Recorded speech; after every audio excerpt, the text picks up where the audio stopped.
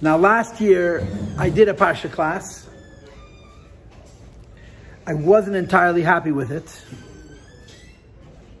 And I wrote myself a note last year that I should redo the class this year. It's a sensitive topic. It's a very controversial topic. But I think it's important for us to talk about it. And of course, when I talk about these kinds of things, I'm not just, I try. I cannot tell you this with certitude. I don't give you my own opinions. I try not to give my own opinions. I try to give you what I think Torah says, which of course means the way I understand it from the Rebbe's Siches that I heard personally or that I read and that I written and so on. The topic of tonight's class is Parsha Lech Lecha. The topic of tonight's class is war. War. There's a Medrash Tanchuma that says that in today's Chita, today's Wednesday, right? Vehi b'mei Amrafel, Melech Shinar, Aryech, Melech whatever, Kedaleim, Melech Elam, Mesidon, Melech Goyim, Asu Melchama, as better Melech Steim, as Birsha Melech Hamoidev, Shemev Melech Adma, and so on and so forth. The 4 kings against the 5. The Tanchuma says this was the first war in history. It was the first war, the first time there was organized killing. That's what war is. I mean, the first person to kill was Cain. But the idea that governments, that kings should collect bodies of young men and train them and give them the discipline and the skill to kill other people systematically, which is, there's no greater evil in humankind than war. So the Medrash Tanchuma says that this war is the first war in the history of mankind. Now, if that's true, I mean, I don't think all Medrashim, I don't think that's a universally held view. But this is a Medrash Tanchuma that says it. If you go with that presumption, so when the Torah tells us the story of the quote, the 4 kings against the 5 kings, it's much, much more than telling us the story because of Avram's involvement. But what's the story? The 4 kings came to fight against the 5 kings. Amongst the people they found, and Stein was Light. Light, his physical appearance, Light was Avraham Avinu's nephew. He very much looked like Avraham Avinu. Amrafel, who is Nimrod, had an old cheshbon with Avraham Avinu. So when he saw Light, he thought Light was Avraham Avinu, so he took him alive, took him as a captive. And as it says in the Chumash, that the Polit, Og Melech HaBashan, came running to Hebron to tell Avraham Avinu that his nephew was captured. Chazal say that his kavanah was that Avraham was going to go and fight, Avraham was going to get killed, and he'll marry Sarah. He was in his 70s, he went to fight with the people of the 4 kings. He redeems Light and he brings him back to Stein. So superficially, the reason the Torah tells us this long story about the 4 kings against the 5 kings is just to mention that Avraham is doing something to save his nephew. But if it's true, like this Medrash says, that this is the first war in the history of mankind, it's a very important story. Just like the Mabel is an important story, even though it involves Goyim. The Dera Flug is an important story, even though it involves Goyim. The story of the first war, and of course, if you don't have a first war, you're not going to have a second war, is very, very, very tragic.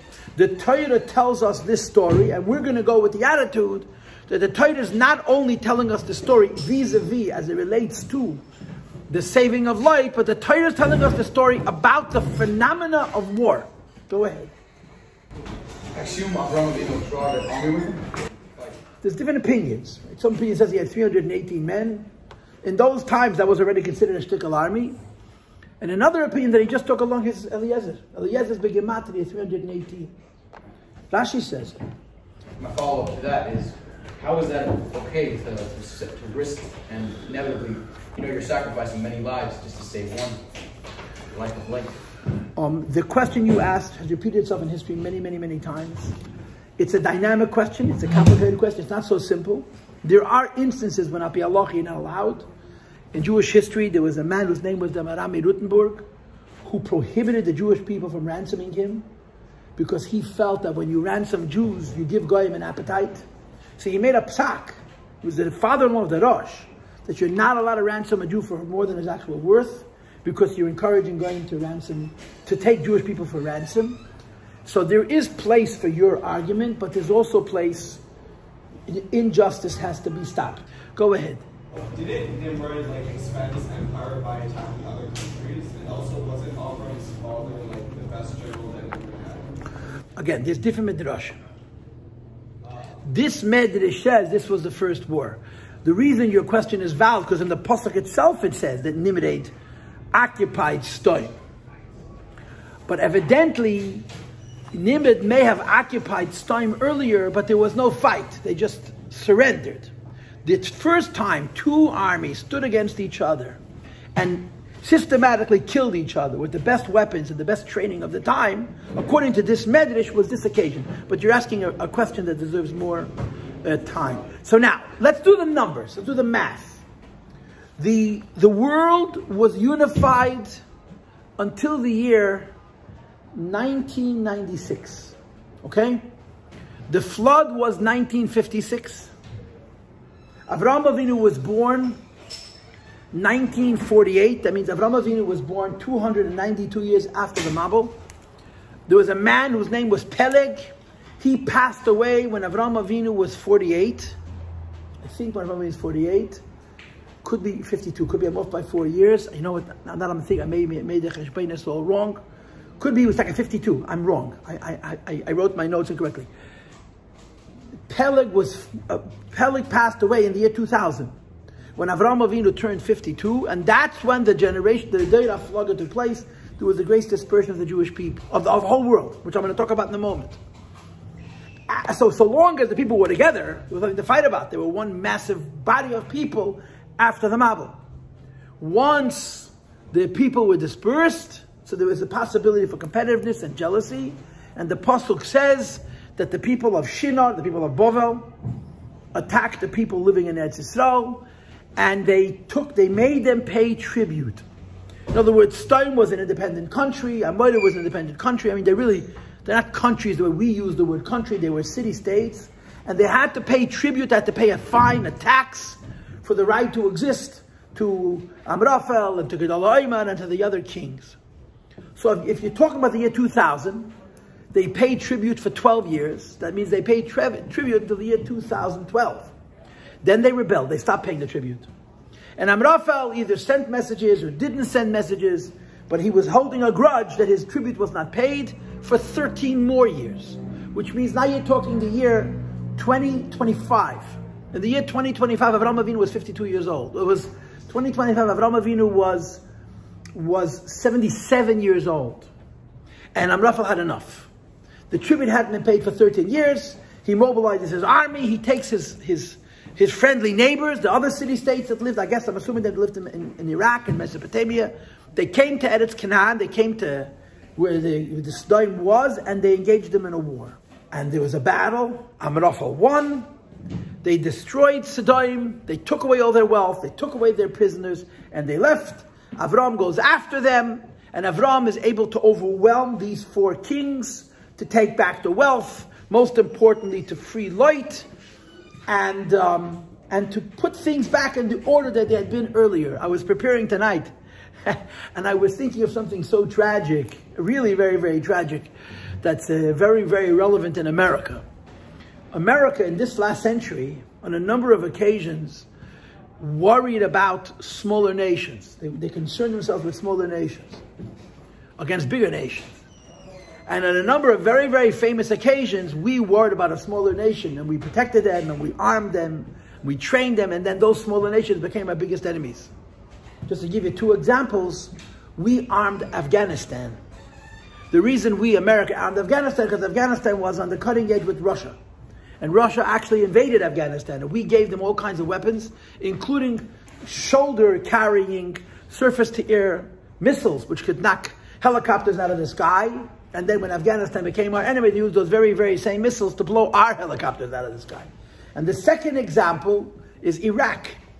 We armed Iraq. We supported Saddam Hussein, who we later judged and killed, because we hated Iran more. So here you have a story where Avraham Avinu is fighting on behalf of Sodom. Later on, he's going to pay for it. It's going to be a costly engagement. He fought for Sodom. Sodom won. Sodom would live another 25 years. They would do so many Avedas. They would destroy Sodom. And Avraham Avinu would lose the most fertile part of Eretz Yisrael. The lushest part, the richest land in Eretz Yisrael was the land of Sodom, and to this day, it's salt and sulfur. Nothing grows in the south of Eretz Yisrael. And in other words, Avram defended Sodom, and it's nothing you can cost. Later on, it turned out to be a very costly engagement. What I want to tell you is this. So again, let's do the math. Avram was born in 1948. The date of Flage is in 2000. Avram was 52. 25 years after that, Avram is now 77. The war happens. Now, Avraham Avinu's relationship to Eretz Yisrael is interesting. Avram was in Israel when he was 70, the Chitas of Friday, I think. And the Eibishter made with him the Bris Bein Hapsadim, the covenant between the parts. Then Avram left. He went back to Haran. At the age of 75, Avram is told in the beginning of our Parsha, Lech Lecha, he returns to Eretz Yisrael, and he stays in Eretz Yisrael. He says 2 or 3 years after the return to Eretz Yisrael, Lot had separated from him, and Amraphel came in and attacked Sodom, and Avram came to the defense of Sodom in order to save his nephew, and that's the story in our Parsha. What do I want to talk about? I mean, the blunt fact is, there is no human evil worse than war, period. I mean, man has done a lot of bad things. Huh? Genocide is a form of war, don't you think? It's organized killing. It's a war where not both sides have weapons. There is nothing worse in the world than war. It's the worst human invention. There's really nothing in the world worse than war. The idea that people whose job it is, governments, what's the number one responsibility of a government? What's the first thing every government has to do? Protect its citizens, protect its borders, protect its citizens. Before they concern themselves with the economy, before they concern themselves with education, before they concern themselves with culture and with the advancement of whatever it is, modernism, the number one responsibility of a country is to defend its citizens. And the idea that a country will take what they call the apple of the eye, the blossom of their eye, a young generation of boys, send them to the front, many of them come back either dead or wounded and ruined. It's such an incredibly evil thing. War is such a tragically evil thing. And one of the weirdest things about war, historically, is that people forget. People forget how bad war is. That's why the next war happens. Understand, every generation is born. And if you're born, I mean, if you've ever observed and studied the history of World War I, the First World War was not as bad as the Second World War. The Second World War, you could say, probably took 65 million lives. The First World War probably took 25 million lives. But in many, many ways, the First World War was much worse. Number one, the First World War changed the map of the world. The Second World War did not really change the map of the world. Well, the map before remained the map after, by and large, more or less. World War I literally changed the map of the world. And number two, World War I was the most sobering thing. Europeans, modern people used to use the word chivalry. I don't know what the word chivalry means exactly, but it basically means it's cool to be tough, stronger than your neighbor, and if you could, you can kill him and take what he has. In other words, not so long ago, people saw war as a lifestyle. Being what's the word? A career soldier, especially if you're able to get a status of a lieutenant or some kind of an officer position, it was a way of life. And the way of life, literally, it aggrandized, it made choshuv, it made beautiful, it spoke favorably about war. When World War I started, in the streets of Berlin and in the streets of Paris, they were singing and dancing. Now, the last great war that was fought in Europe was in the 1870s. Between Germany and France, when Germany defeated France. Okay? The last great war that was fought in America was the Civil War, which was in the early 1860s. But the people who fought those wars were now old. The kids, the young people who were going to fight this new war just didn't know about it. And it seemed like a fun idea. The war started at the beginning of August, I think. And the attitude was, it's going to be over by the end of the year. It was a terrible, terrible war. A terrible, terrible war. And just to support how short people's memories was, 20 years later, we had a second war. It was just one generation later. People tend to forget how terrible war is. You just think, yeah, we'll go and, listen, we're stronger than them, we got better weapons than them, we'll go, we'll kill them, we'll come home, and we'll be good. It doesn't work that way. You know, the expression that they use all the time is, you know, war is all about organization. Until the first bullet flies. After that, it's chaos. Total chaos. It's called the fog of war. You have no idea who's winning, you have no idea who's losing. Unless you're right there, it's very, very difficult to maintain a sense of what's going on in a battlefield. It's a terrible, terrible, terrible thing. And man has been doing it forever. Amazing. It's a remarkable thing. Now, I want to press this point. Okay, I want to press this point. There was one of the greatest Rishonim in terms of Parsha and Chumash. By the way, if anybody wants to learn a Pirush on Chumash, which will really be comprehensive, because he brings every Rashi, he brings every Ramban, he brings every Even Ezra, he brings on every piece philosophy and Kabbalah, is the Rabbeinu B'chaya. Rabbeinu B'chaya is translated into English, you can buy it. It's an extraordinary Pirush. It's a wonderful, wonderful Pirush. Rabbeinu B'chaya has a habit of quoting all the Rishonim who came before him and the Midrashim, and then giving you his own opinion. On the Torah Flaga, which we read last week, the story of the Tower of Babel, right, where the Jewish people, the Goyim, gathered in what is now Iraq, in a plain, in a valley where there were no mountains, so they didn't have natural rock, and they began to build a civilization using mud brick, man-made brick, and they decided to make the Tower of Babel, whatever the explanation Tower of Babel was, and then the Eibishter wasn't happy about it, and the Eibishter scattered them all over the world. So one of the great questions that a lot of people ask is, what was their Aveda? What did they do? The Deira Flaga were a bunch of people who built a tower to Nasav Shem, which literally to make for themselves a name. You know, the Egyptians made the pyramids. That's their, you know, their identity. The pyramids are what? Very, very old, 3,800 years old, whatever age they are. And they're still there. And it's Nasav Shem. So the people in Mesopotamia wanted to make a shame for themselves. What was their Aveda?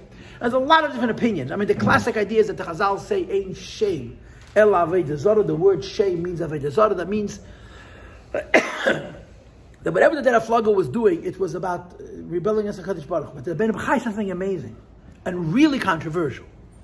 The Rabbeinu B'chaya says that when man came out of the flood, there were a total of 8 human beings on the planet. 4 men and 4 women. Noach and Mrs. Noach, Shem and Mrs. Shem, Yefes and Mrs. Yefes, and Cham and Mrs. Yefes, and they were told to procreate, have children. And over the course of those couple 100 years, those 3 families, the 3 patriarchs and matriarchs, produced what we call the 70 nations. Like I explained it to you last week. If you look at the end of Parsha Noach, you can count 70 names. And those 70 names are not 70 people, they're the 70 nations. When you learn about Shivim Umayis, there are 70 names in Parsha Noach. And again, I told you last week that Rabbi Aryeh Kaplan in his Living Torah Chumash tries to identify where on the map each of these 70 nations was. So the Rabbeinu B'chaya says something very amazing. I think terribly controversial. So Rabbeinu B'chaya says when they came out of the Mabul, the instruction that Hashem gave Noach was, tell your children to have a lot of babies and spread out. Go to the edges of the earth. Go to the far east. Go to the far north. Go to the far south. And I guess we could say today also, go to the far west. Spread out. You know, go as far as Polynesia. You know, go to New Zealand. Go to Hawaii. Go to England. Go to Africa. Spread out. And the Aveda was that they wanted to stay together. You hear? The Rabbeinu B'chaya says that the sin was that they wanted to stay together. They were all one race. They looked exactly the same. They had the same features.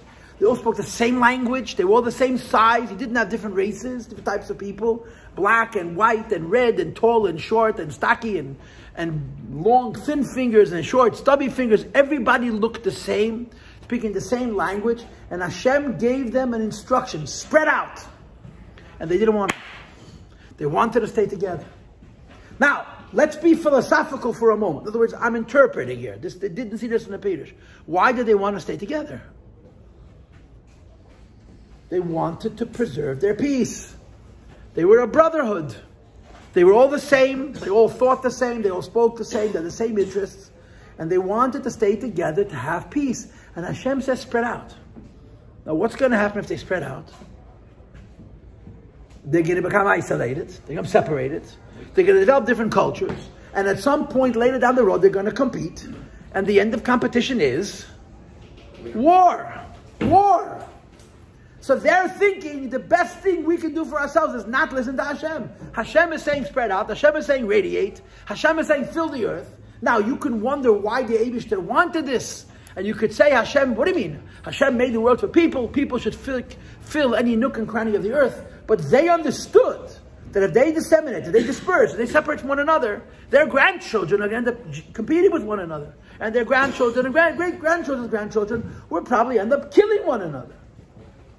So they made the decision to stay together, and I'm giving you the argument, I'm interpreting it, that their mindset was, Shalom is the best thing. Achdus is the best thing. Why would we want to disperse? Why would we want to radiate outward? The tenet says, this is what God said, and one of the things we learn from such characters like Koirach and like the Meraglim, and other Medicine himself, you got to do what you're told. You can think all the philosophy you want. They didn't listen. They stayed together, and the Eibishter forced their hand, right? Even Rashi says, the Deira Flug was never punished. But their free will was taken from them, which is interesting. The Deira Flug was not punished for not listening to Hashem. Now, according to the Rabbeinu B'chaya, the instruction was to separate, to disseminate, to radiate outward. They didn't listen. Hashem took away their free will by changing their languages. And in my imagining, in my head, when I read the Deira Flug, I imagine that he didn't only change their languages, he changed their physical features. They became different. They became tall, human beings, short, stocky human beings, different color hair, different color eyes, different color skin. In other words, the radiation that a flood has created what we call today the beginning of racism, the divisions of races, the jealousy and the competition between one group of people and another group of people. The Eibishter wanted it, they didn't want it, and the Eibishter forced them. Someone had a hand raised. The first thing is, it always said, I always learned that when they were building the tower, it said they didn't care if a worker died, they didn't care when a brick fell. If a brick fell. Okay, listen, there's so many midrash. There are so many midrash. I'm not speaking to all of them. I'm speaking specifically to the Rabbeinu B'chaya. And Bechlal, Rashi even says, Sofa achas varam achodim, they had peace. The reason Hashem didn't punish them is because Hashem has a weakness. You know what? Hashem has a weakness. The Eibishter can be manipulated. There is one way to manipulate God. You can be the biggest Rasha and Hashem will never punish you. Only problem is God's weakness is also our weakness. Politics. If people get along, they can be the biggest Rishayim. The Eibishter will not punish you. The people of Deira Flugga got along, so he didn't punish them. He just scattered them. Go ahead. The second thing about, you said the difference that there's a medrash that God actually cursed Chum right after he did to Noach, that his children will look different. Okay. So that's where technically we started, that they're looking different. Okay, I hear. Interesting. Now, so understand this. If we all agree that war is a terrible thing,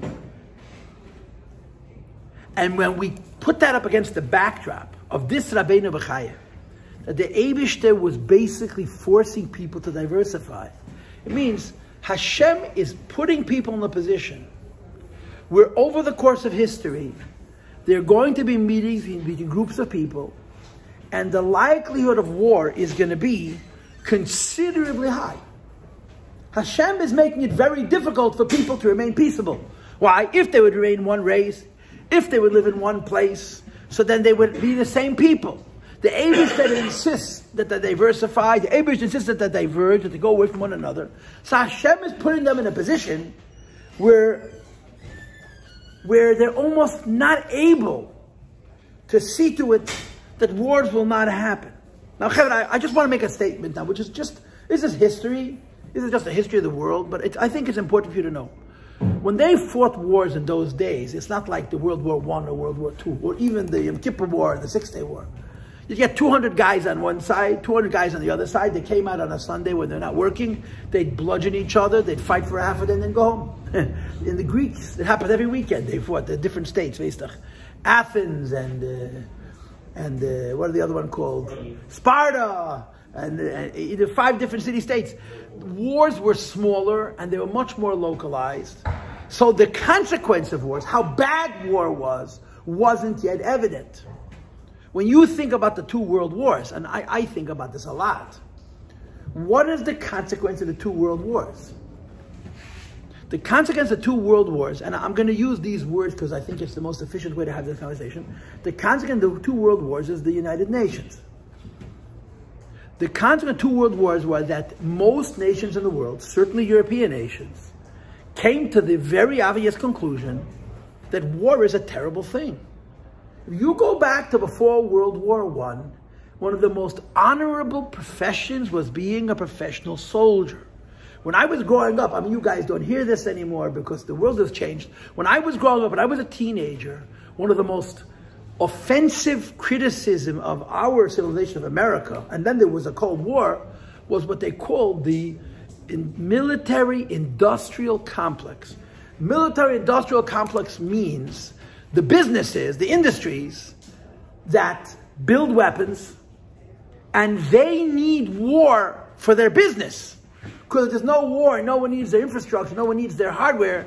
So there's a whole industry in the world that wants war to happen so they can profit from war by building weapons of war. And there were these protests because America, the United States government, was obviously partnering with all these private industries to build rockets and to build very, very sophisticated systems on airplanes and other ways to fight with the Russians.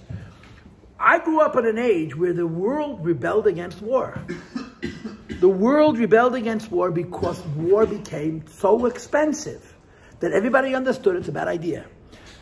After World War I, and particularly after World War II, Western civilization came to the simple and obvious conclusion that war is a terrible thing. Now, what's so surprising about it is, the world is 5,000 years old. It took them 5,500 years to figure this out. Why? Because so long as the wars were to the extent that people told themselves it's just not a big deal, you know, in America we had also the Great Purge, the great, what do you call it? The Great, there's a word that means to burn out, the Great Scourge, you called it. We lost 750,000 men, America. In the Civil War, we lost 750,000 men. The First World War costed 40 times that many. For America to lose 700 and something thousand men, the whole America didn't have that many people. It was a terrible, terrible war. But you forget. He said, okay, we'll wait a generation, the next generation will come and fight. After World War I and World War II, the consciousness of Europe was, it can't happen again. Because the next time it happens, we're not going to lose 65 million people, we're going to lose 500 million people. It's a totally realistic thing. And in my head, by the way, and this is all me now telling you my personal conjecture, the difference between the Christian world and the Muslim world, the difference between Europe and Asia and Africa is that they did not experience the Second and the First World Wars the way the Europeans did. They still think that war is cool. Christians fought wars all the time. Now they all say, when I say Christian, I mean the Christians, they're not so frum. Europeans, they hate it. How come the Muslims don't think the same way? Because they didn't pay the price. And if you could imagine if we had now a world war between Muslims, one Muslim against another. The interesting thing about World War I and World War II, they were European wars. Europe against Europe. In other words, the modern and smart people in the world were fighting with each other and killing one another. If there would be chas v'sholem, God forbid, a war today between the two, they'd kill 500 million. The numbers would be staggering. And then they would say, you know what? War is a bad thing, you know. But it takes so long and so much blood and so much tragedy for people to realize how tragic war is. Now, our Torah, our Parsha, tells the first story of a war. We don't know how many people were involved in that war. We don't know how many died in the war. The presumption is they were not very large armies. They didn't fight for 10 years. They fought for a couple of weeks. But those little wars set in motion a series of steps that would culminate, that would end in the incredibly terrible, terrible wars that have been fought in the more recent past, that have taught the world that we just can't afford it. We just can't afford it. Now here's the chap. What I'm trying to say is the Eibishter almost forced people. The Eibishter is testing people. The Eibishter said spread out. The Eibishter said divide. The Eibishter said separate. The Eibishter is saying, I want you to become different races, different groups of people, and you should compete. I should get along. In other words, if we follow the Rabbeinu Bechaya's version of the Chet of the Deir HaFlaga, Hashem is putting the world in a position where war is almost inevitable. Hashem is putting people in a position where people are going to compete. They're going to be fighting over the same water. They're going to be fighting over the same air. They're going to be fighting over the same food. They're fighting over the same wealth. They're fighting over the same land. And when you can't figure it out, you fight. One of the great cliches is that when people stop using words, they begin to use their hands. So when you read this story and you contemplate this story, the impression that you got is that the Eibishter is almost putting people in a position where war becomes inevitable. What I'm trying to posit, what I'm trying to present to you, trying to suggest to you is, the Eibishter doesn't favor war at all. But the Eibishter favors challenging mankind. The Eibishter favors getting people to figure out how terrible war is. The Eibishter is going to make it hard. The Eibishter is going to put us in a position under certain conditions where it's almost impossible not to fight war, that he expects people to work it out. He expects people to figure it out. You know, when the Rebbe spoke 1 month before the stroke about the fact that there's a huge movement in the world today to disarm and for people to avoid war. And the truth of the matter is, since the Second World War, which is, what is it now? It's over 70 years since that war started. There hasn't been a big war. That people should learn that it's almost never correct to fight a war. Hashem is putting people in a position where their instincts are, their nature is, if I have to fight, this I can't give in on. If I can't get my way, I'm going to have to kill my opponent, to fight with my opponent, what I want. The Eibishter is almost setting up the world over the course of history to learn the tragedy of war and to figure out how not to fight war, even though there's good reasons to fight war. It seems to me, this is the subtext. The Torah tells us the story of the first war, which sets in motion the second war, the third war. The Torah makes it very difficult, the Eibishter makes it very difficult for people to never be in a position where there are things worth fighting for. And over the course of history, we needed to learn that it doesn't really matter what the issues are, you cannot fight. You can't use violence. Today in the world, we are much, much closer to this. When the Rebbe spoke to Sicha Mishpatim Nun Beis, you guys were not born. I was there. I'm never going to get Fabreng. It's one of those incredible moments where the Rebbe said, the way the Rebbe articulated it, the fact that now in the world there is an attitude, there's a movement, there's a feeling that war is a terrible thing. The Rebbe didn't say what I'm saying.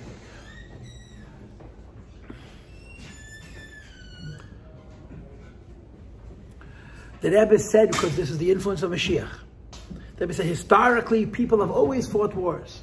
The idea that now people decide that war is a bad thing, the Rebbe attributed to Mashiach. I'm not chas v'sholom disagreeing with the Rebbe, but I think there's a hislapshus element. In other words, on the human level, what does Mashiach mean? On the human level, Mashiach means the recognition of how terrible thing a war is. Now, I have many more notes. It's already 5 to 9. I have many more notes. But I don't have time to share them all, unfortunately. I'm just going to say one point. And that is, war is weird in Torah. War is very weird in Torah. Torah makes it very clear that war is a terrible thing. But at the same time, Torah legitimizes war. Torah legitimizes war in many ways. Most significantly, that if two nations fight, and one nation defeats the other nation, and they take their land, or a part of their land, they're not considered ganavim. It's legally theirs. Two nations fight, and one nation wins, and the other nation loses, and the victor takes all or a part of the territory of the vanquished or the defeated nation. It is legally the land of the new country, which is, by the way, the pshat and the Rashi, that when the goyim scream to the Yidden about Eretz Yisrael, list them, you're thieves, the goyim don't say the Jewish people are thieves based on international law.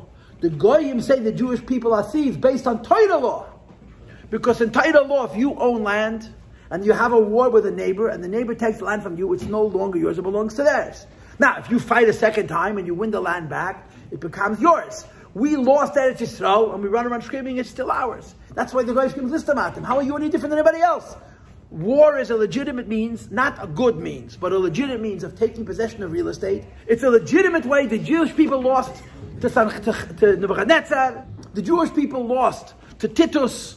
It's not ours anymore. Why are we screaming it's ours? And whatever the answers are, those are religious answers, that the Jewish people have a different relationship with the Eibishter, and therefore there's literally different rules when it gets to the Yidden that applies to other people. So the Torah legitimizes the authority of war.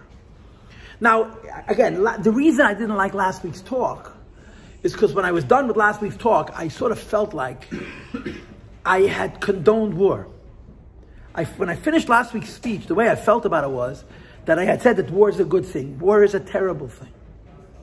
But until mankind learns the lesson that war is terrible, or to use it in more holy words, until Mashiach comes. And Mashiach doesn't mean we're all going to be the same. Mashiach doesn't mean we're all going to get along. Mashiach means we're going to find peaceful ways of resolving our differences. War is a fact of life. And there's two ways to live: not to have a war, and yes to have a war. You can't fight a war halfway. When there's a scenario of war, there's a different set of rules. Even in Torah, there's very, very different rules about conduct of a soldier during war than there is at any other time. It's unfortunate. It's a bad thing. But if there is a war, you can't fight a war with your hands tied behind your back. If you're going to fight a war, you got to fight to win. And you can't sort of, what do they call it, when it comes to Israel, they're always saying, it's disproportionate. Of course it's disproportionate. I'm stronger than him, so I can hit him harder. What's wrong? It has to be fair. But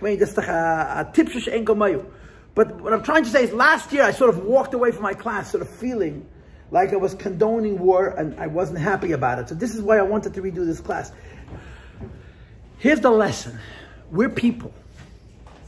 And we have differences. We have differences with the person sitting at the table next to us. We're going to get married. We're going to have wives. We're going to have differences.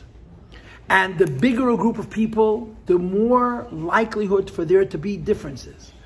The idea that all differences can be smoothed out, that everybody could always be happy, is a lie. It's a fantasy. It's not true. You can't make everybody happy all the time. But you have to figure out how to live peaceably. You get married to your wife. Women have a very different nature than men for many, many different reasons. And she's going to have her kindness to you. You're going to have your kindness to her. And you're going to have two choices. One choice is to be right, and the other choice is to live peaceably. If you want to be right, you'll be 1,000% right, and you won't have a marriage. But you'll be right. Or you could say, being right is nice, but having shalom bayis is more important. And I think that ultimately this is the lesson of the Torah. The Torah talks to us about war, to articulate the reality of it, why war happens, and how, again, I'm going to say it again, ultimately you could make the case that war is almost inevitable. And the lesson of war is that we have to figure out how to resolve our issues in a peaceful way, even if it means compromising, even if it means not getting on, even if it means not being completely right. I'm going to tell you something very interesting, and I'm sorry I'm stealing your time. Governments are corrupt, you know that? Governments are corrupt. The United States government is corrupt, the French government is corrupt, the British government, every government is corrupt.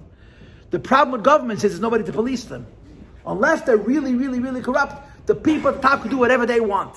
So you have people who are running around all over, you have to punish them and punish them and punish them. Guys, you have to understand something.